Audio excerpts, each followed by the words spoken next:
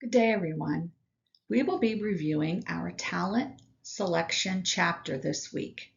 According to our text, talent selection is the process of evaluating candidates for a specific job and selecting individuals for employment based on valid and reliable job-related criteria. When the right person is hired, they can be an asset to the organization. But what can happen when the wrong person is hired?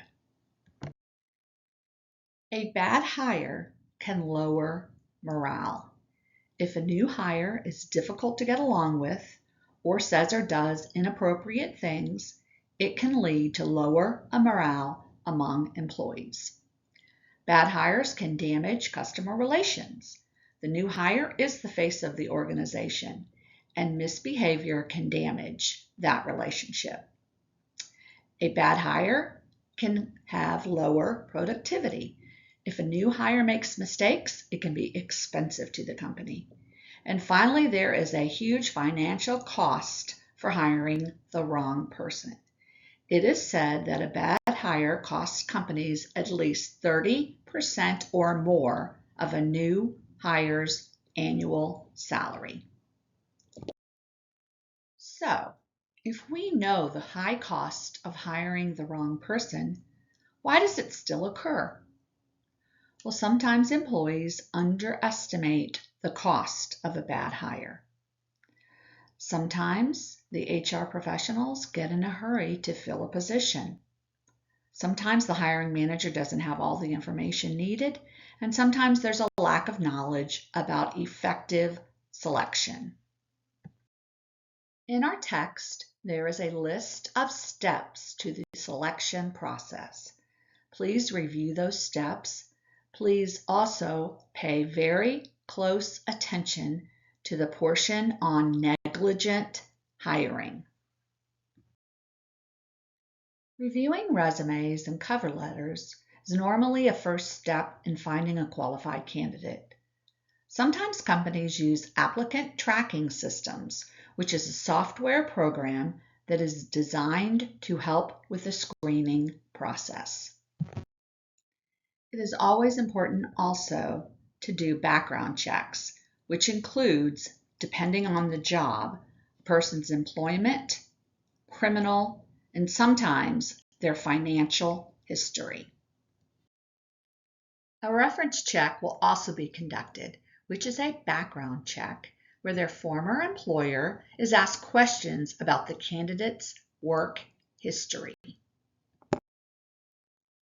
Our text lists several types of pre-employment testing that may be conducted depending on the essential job functions of the position.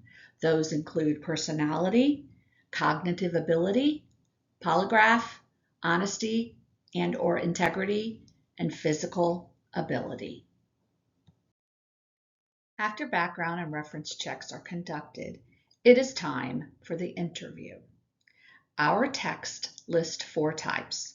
First, unstructured, which is an interview with general questions, very informal. Structured, which is a series of questions and a scoring guide for comparison on candidates. Number 3, situational or behavioral. That's where the applicant is asked to respond to various scenarios.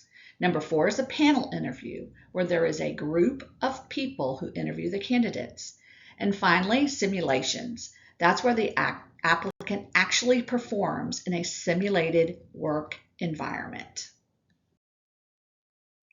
Please read over the section in our text called Preparing for and Conducting the Interview. We have already reviewed what are called the protected classes in the cases of discrimination. On the slide are some examples of questions that would be illegal. It is extremely important to ask questions that solely have to do with the essential job functions of the position. Finally, before you begin performing any interviews, it is imperative that you review the selection biases found in our text. As HR professionals, we must be aware of biases that can occur during the selection process. The most common biases are listed in our text. Thank you, everyone, and have a wonderful day.